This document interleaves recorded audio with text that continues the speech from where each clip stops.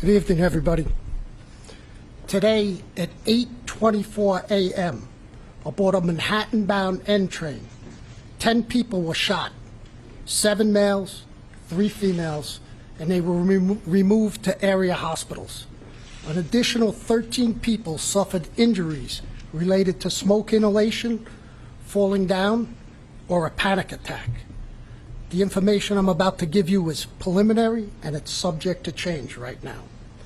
As that N train was between stations 59th Street and the 36th Street stations, seated in the second car in the rear corner was a dark-skinned male. Various descriptions of his height are given. He is heavy-set, wearing an orange-green nylon-type construction vest. He also had on a gray hoodie, a surgical mask, and a neon green construction helmet. As the train approached the 36th Street station, witnesses state the male opened up 2 smoke grenades, tossed them on the subway floor, brandishes a Glock 9mm handgun. He then fired that weapon at least 33 times, striking 10 people. The male then fled the scene, and detectives are actively trying to determine his whereabouts. Recovered at that scene was a Glock 17 9mm handgun, 3 extended Glock-type magazines. 1 was still in the weapon, 1 under a seat, and 1 in a backpack. We had 33 discharged shell casings, 15 bullets, 5 bullet fragments, 2 detonated smoke grenades, 2 non-detonated smoke grenades, a hatchet, a black garbage can, a black milk-type style rolling cart, the gasoline, and a U-Haul key. The U-Haul key at the scene led us to the recovery of a U-Haul van a short while ago in Brooklyn. The male, who we believe is the renter of this U-Haul in Philadelphia, is a Frank R. James, male, 62 years old, with addresses in Wisconsin and Philadelphia. We are endeavoring to locate him to determine his connection to the subway shooting, if any. The 2 crime scenes, the subway and the van, are very active and are still being processed. We are asking for anyone's help with information, cell phone video, witness information, or if they can identify the perpetrator or the renter of this vehicle, to call Crime Stoppers at 1-800-577-TIPS. There is a $50,000 reward out right now, $25,000 from the New York City Police Foundation, $12,500 from the MTA, and $12,500 from the TWA Local 100. I just want to assure everyone that we in the NYPD have all our resources working this, along with our partners in the FBI and the ATF, to find this perpetrator. With that, I'd like to turn it over to Mike Driscoll. The mayor? Okay. Okay.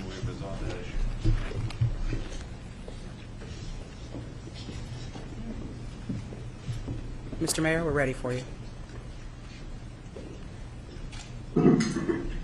Thank you, Commissioner and Chief. As we indicated, today was a difficult day for New York.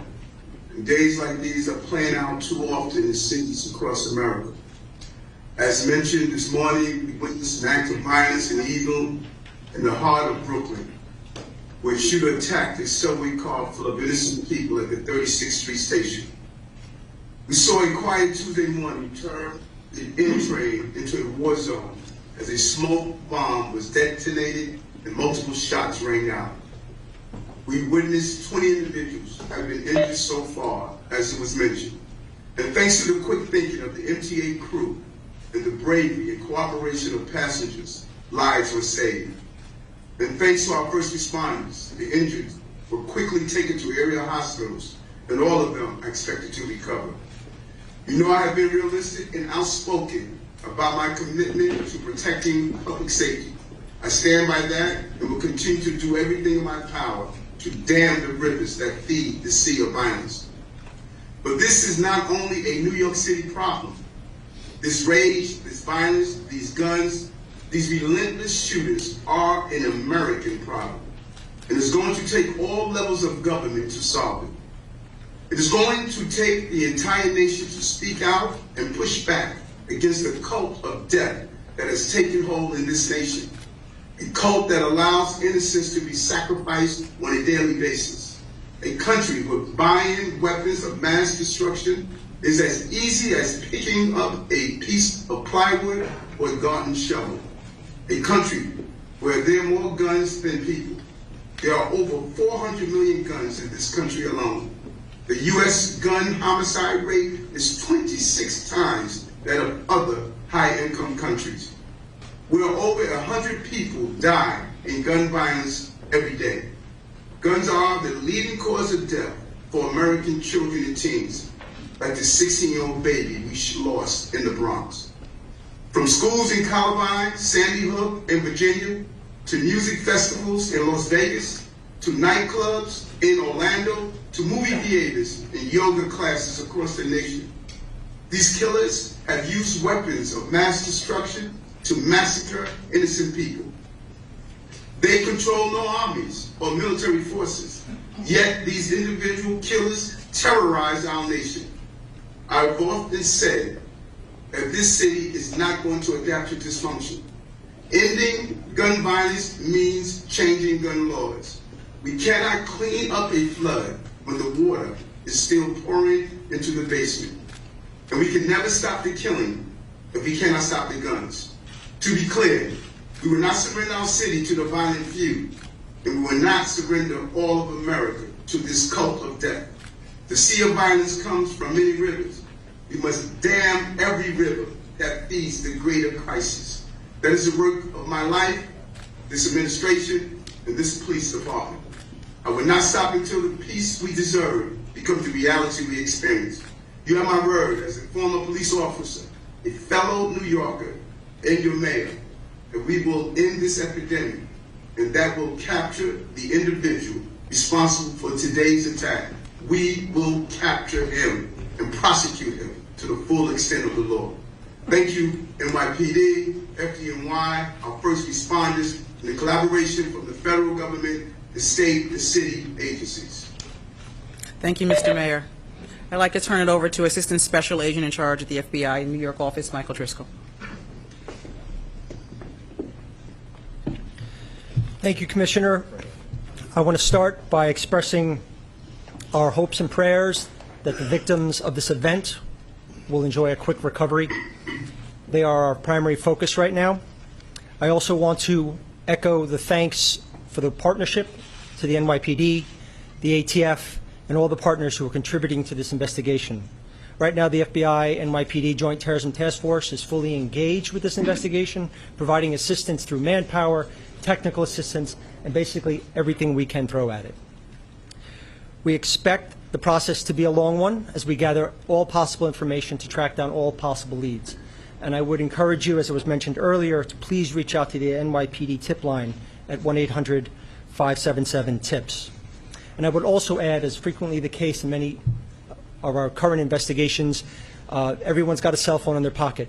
There's a lot of video out there. If you have digital information that you'd like to share with us in connection with this investigation, please visit fbi.gov/Brooklyn shooting, where you can upload that information. So we are seeking the public's help. You heard mentioned before of a name of possible interest. Videos would be particularly helpful, or any other additional witnesses who have yet to come forward that can provide information that might help this investigation. So thank you for your participation, and I thank everyone for their partnership in the course of the investigation. Thank you. We'll take a couple of questions. Yeah, Commissioner Sewell, is it the belief that he fled on foot after abandoning the van, or not? We are not sure where he went at this point. That is subject to investigation. We have a number of resources that are combing on foot and doing video canvases as well to determine where he went. Commissioner, you posted videos online talking about being a victim to the mayor's mental health program. Can you talk to us about this? Do we know the department? So based on some preliminary information, there were some postings possibly connected to our person of interest where he mentions homelessness, he mentions New York, and he does mention Mayor Adams. And as a result of that, in an abundance of caution, we're going to tighten the mayor's security detail. So just to be clear, so this person, Frank James, he's not the person of interest that is in custody at this moment? I don't have an answer to that. We have no one in custody at this time. No. We are looking for Frank James. We know he rented this U-Haul van. The key of that U-Haul van was found at the crime scene in the subway. And Mr. James made those social media posts? We're pouring through that, but yes, correct. And you believe he was the one in the train? Is that correct? We are looking to determine if he has any connection to the train. We know Mr. James rented that U-Haul truck in Philadelphia. This James made those threats online that the commissioner was speaking about? Okay. So we're not calling them threats. He made some concerning posts, or someone made some concerning posts. We cannot attribute it to that individual yet. That's under investigation. But again, in an abundance of caution, we're going to tighten the mayor's security detail. That's all. Rocco, Daily News? Does he have any connection at all to the transit system? Is he a TA worker and any connection whatsoever to that subway station? That is subject to investigation. We don't have that information yet. Does he have a criminal record? John Dog, CBS 2? Does he have a criminal record? What is his exact connection to Mr. James is just a person of interest we know right now who rented that U-Haul van in Philadelphia. The keys to that U-Haul van were found in the subway in our shooter's possessions. We don't know right now if Mr. James has any connection to the subway. That's still under investigation. Only stuff now. Chief Essex, do you have any what they call robust DNA evidence from the crime scene of the van? The crime scene's still being processed now. The van is being processed, and the subway crime scene is being processed. But it's too early right now to tell.